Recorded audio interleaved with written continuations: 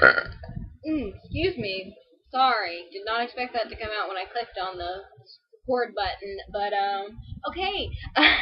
Now you know that I have an unnatural ability. Yeah. Don't think me any less of a woman.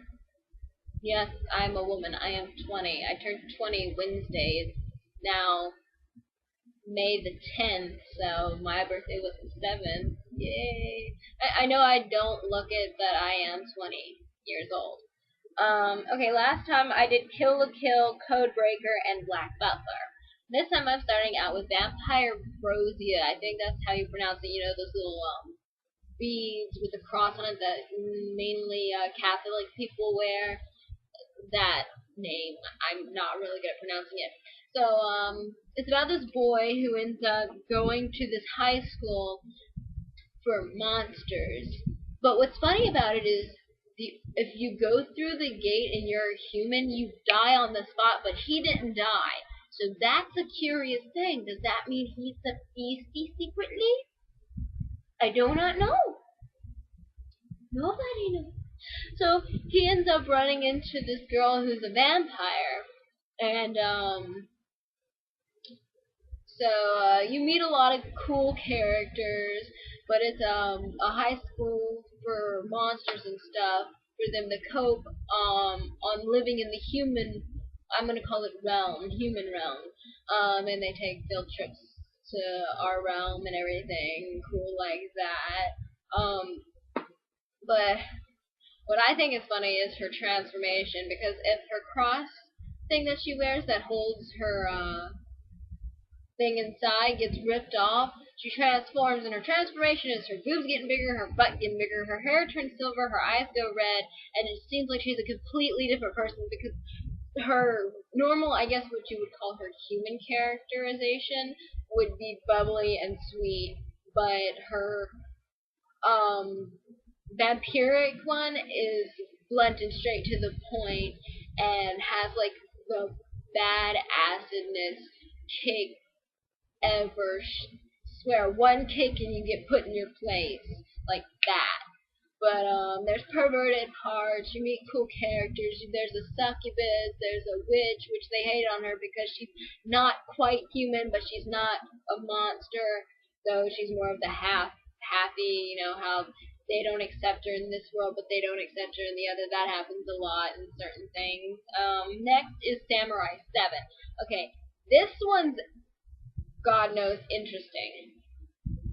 This is an interesting and intricate anime. It starts off in a little village with a water priestess, and these guys, and I guess they're animatronic robot, big robots, steals food from them and everything. So they send the water priestess to find her and her little sister, who's going to be the next water priestess. Uh, has this little talisman that can show her to the samurai that they will need. And they need seven of them. That's why the name of the anime is Seven Samurai, or Samurai Seven. My bad. But to find them, and that they'll pay them whatever they want to defeat these guys. And so the seven samurai are awesome characters. There's funny parts, there's sad parts. It doesn't have a ton of like ton of episodes, but it does have a decent amount. I will say that. I do highly approve of it. All right. Oh, look at that already. Naruto. Okay, this one's a little more intricate in planning. Naruto starts off with this little kid, oh, not little kid. Um, it's a ninja. This is about ninjas, all about ninjas. It starts off with Naruto, the main character, which they go into depth about it. Which I can go ahead and tell you this because it spills it out in the like first few episodes.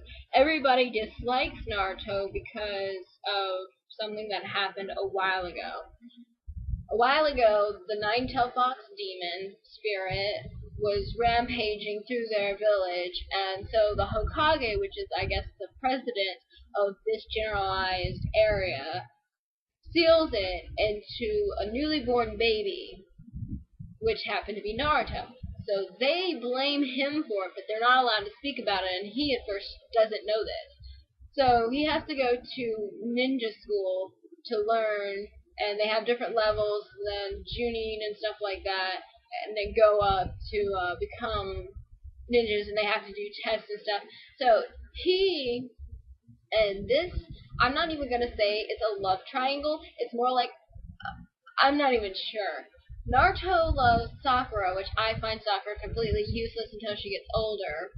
Sasuke, or as I love to call him, the emo boy, and Hinata. So it's more like a love square.